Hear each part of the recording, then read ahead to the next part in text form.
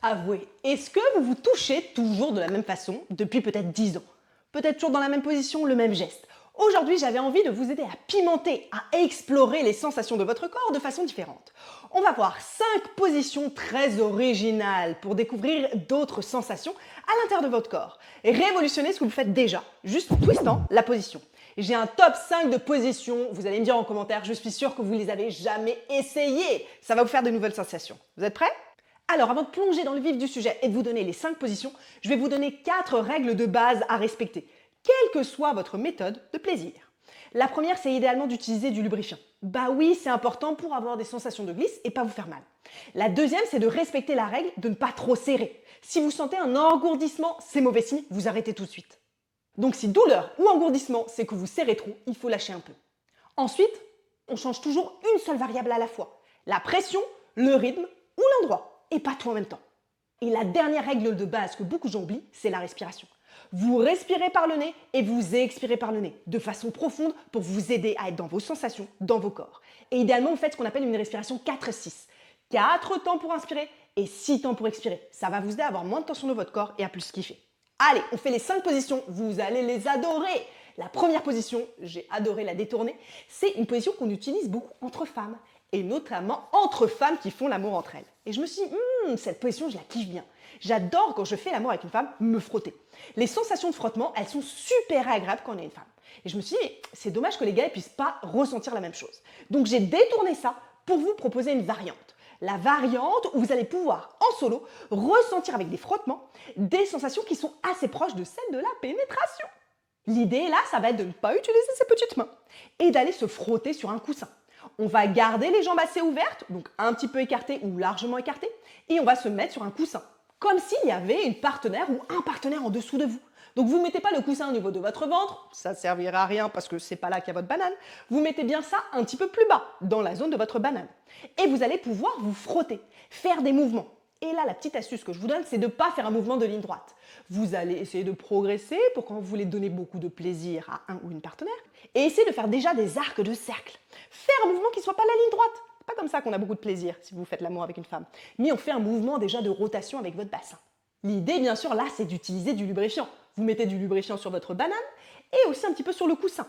Moi, l'astuce que je vous donne pour protéger le coussin, c'est de mettre un petit carré de film plastique étirable. Vous savez, ça va protéger le coussin et ça va vous faire une super glisse. Vous pouvez même enrouler totalement votre coussin dedans et vous glissez dessus. Les sensations, elles sont super sympas. Parce qu'on va aller stimuler des zones anatomiques très intéressantes, dont j'ai pas le droit de dire les noms ici parce qu'on est censuré. Mais vous me comprenez. L'idée là, c'est d'avoir une amplitude assez courte. Donc vous allez faire des petits mouvements de bassin en cherchant ce mouvement de rotation. Et vous allez aussi essayer d'avoir un rythme constant, pas saccadé. Ça va vous aider à avoir des sensations qui sont différentes. Alors je vais vous donner quelques repères sur les sensations pour vous aider à savoir si vous êtes bien positionné dans la position. Et n'oubliez pas, il y a une ressource gratuite téléchargeable où je vous guide pas à pas pour réaliser ces 5 positions un petit peu originales et acrobatiques. Donc vraiment, vous devez avoir une sensation d'enveloppement très proche de la pénétration, une sensation d'étreinte.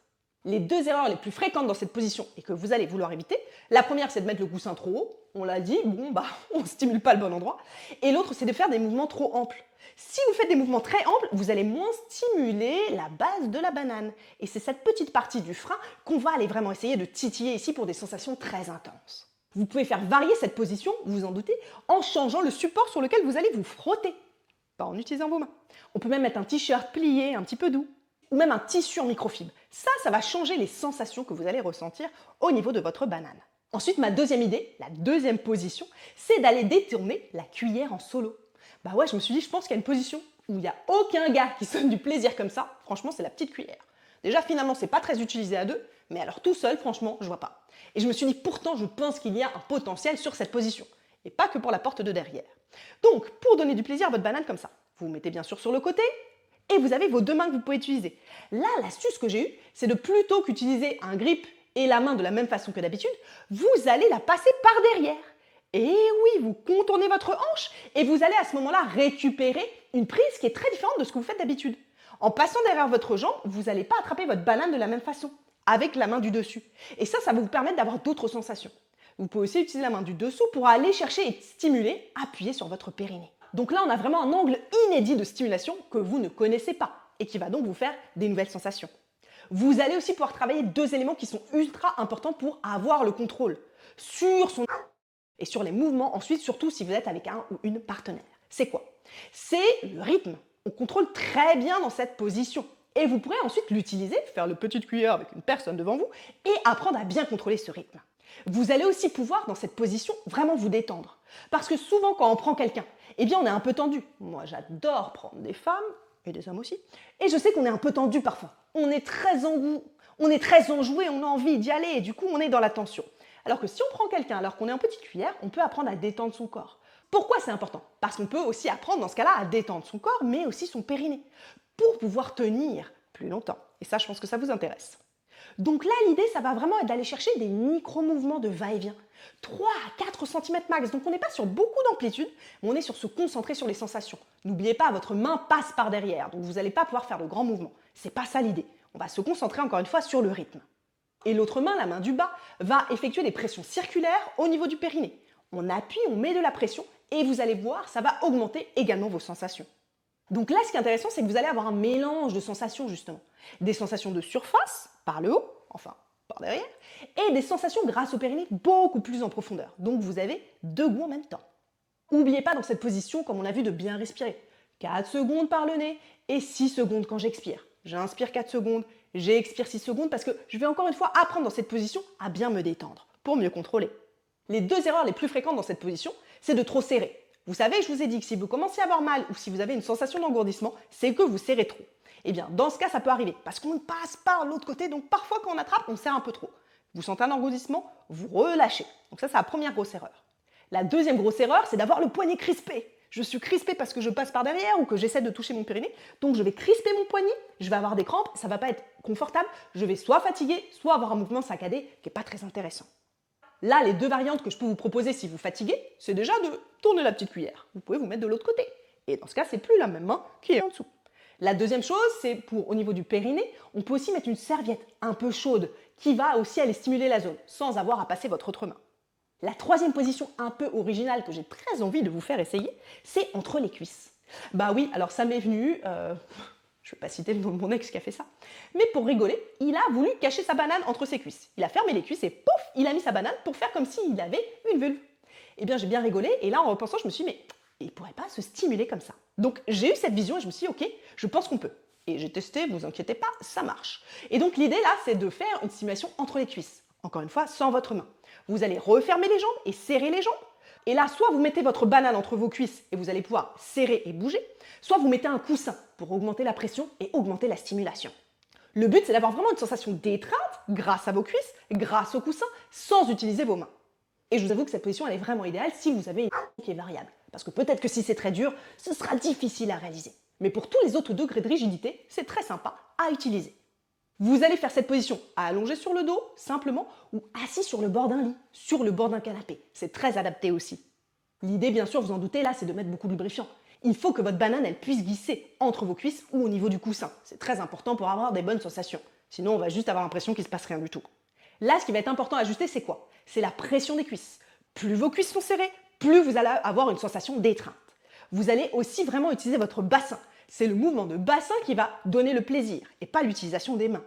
Et n'oubliez pas, si le frottement il est désagréable, c'est probablement que vous n'avez pas utilisé assez de lubrifiant.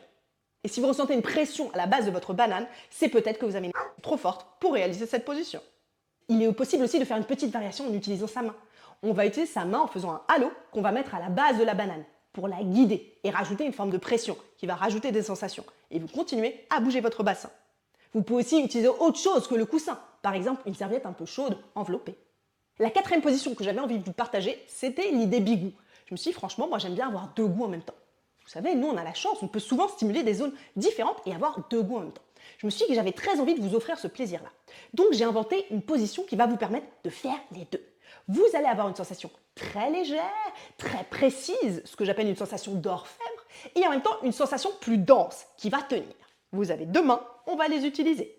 Le but, c'est vraiment de créer un contraste entre la base qui va être assez serrée, assez comprimée, attention toujours sans se faire mal, et le bout, le frein, qu'on va aller toucher très délicatement.